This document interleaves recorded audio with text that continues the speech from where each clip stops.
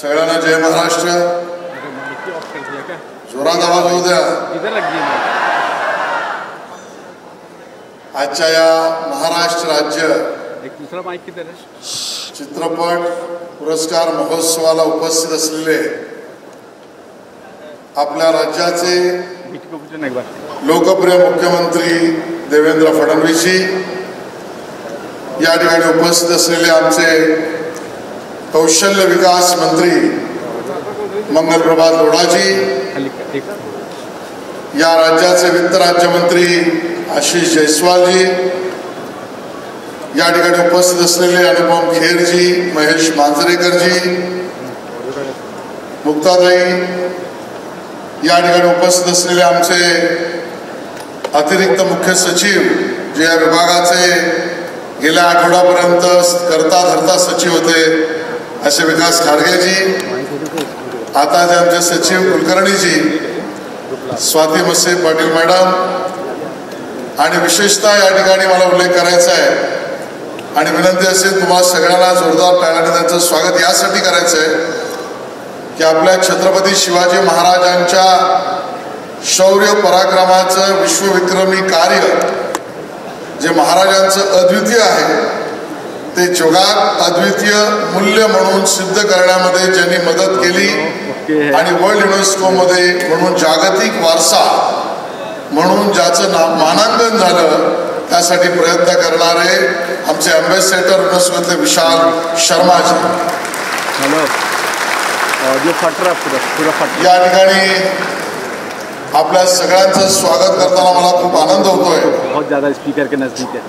हा कार्यक्रम 60 म्हणजे हिरक महोत्सव हा 60 आणि 61 या 2 वर्षातील मराठी चित्रपटातील सर्व अंगाने सर्व व्यापून या मराठी चित्रपटाला जगासमोर उत्कृष्ट पद्धतीने मांडणी करणारे सर्व मंडळी, कलाकार, कलावंत, त्या ठिकाणी असलेले वेशभूषा सहित सर्व या सर्व मंडळींचं मनापासून मी अभिनंदन करतो. याचं कारण आपला मराठी सिनेमा आणि सिनेमा प्रत्येची असलेली कुतूहलता ही उत्तरोत्तर जगामध्ये वाढत चालली आहे.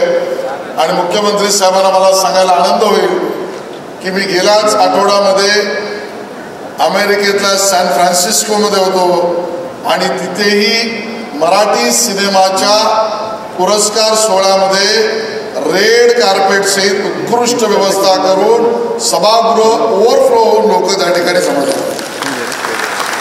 आणि म्हणून ही सगळी किमया ही समोर बसलेल्या प्रचंड क्षमतेच्या सर्व विभागातील कलाकार मंडळींची आहे, मराठी प्रेक्षकांची आहे, मराठी मनाची आहे, महाराष्ट्राच्या मातीची आहे.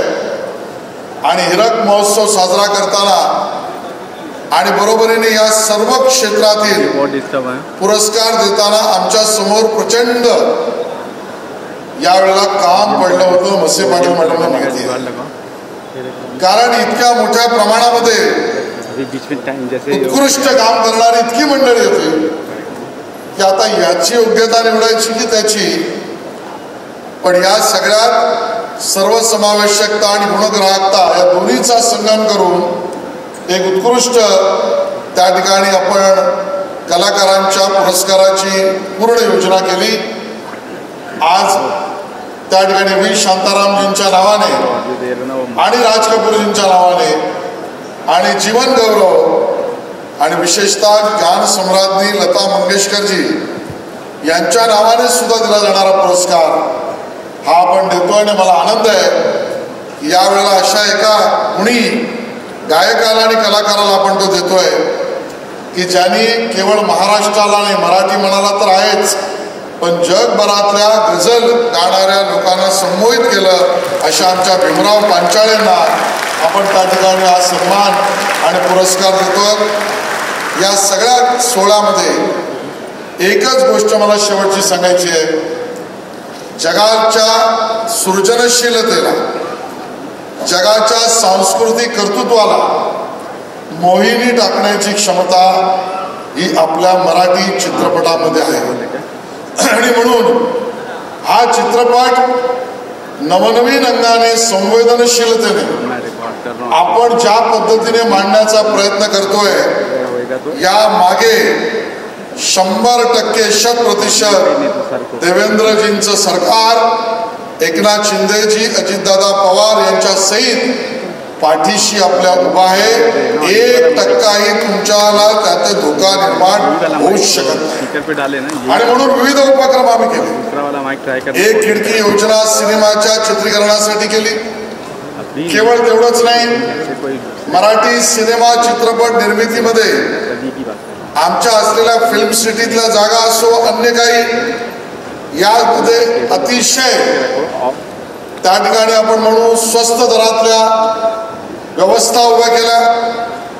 राज्य सरकारने तर कॅबिनेटमध्ये निर्णय केला आपल्या असलेली नद्या राज्यातली विविध प्रेक्षणीय स्थळे या स्थळांवर जिथे चित्रीकरण करायचं असेल तर ते निशुल्क आणि एका खिडकीत तुम्हाला सगळ्या विभागाच्या परवानग्या इथपर्यंतची व्यवस्था केली.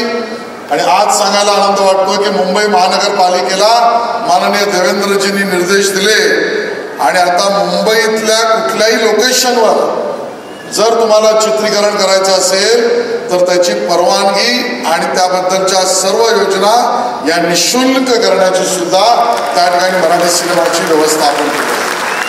केवळ एवढंच नाही, आंतरराष्ट्रीय दर्जाचा मराठी चित्रपट महोत्सव आपण रवींद्र नाट्य मंदिरला केला आणि त्यापुढे जाऊन आपण रोज ऐकणारे FM रेडिओ या रेडिओवर मराठी गाणी, मराठी चित्रपटातील गाणी, मराठी कार्यक्रम यासाठी स्पेसिफिक डेडिकेटेड वेळ दिला पाहिजे.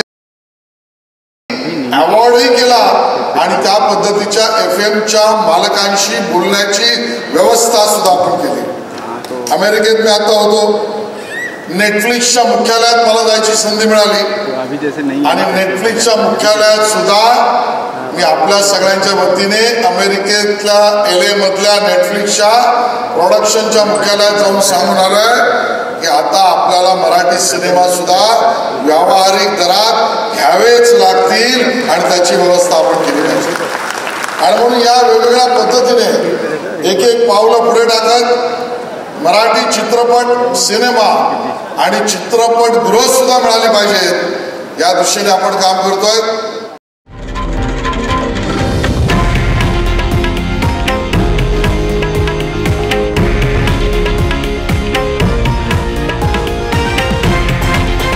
हे आहे देशातील नंबर 1 न्यूज नेटवर्क आणि आपण पाहत आहात TV9 मराठी, एकमेव.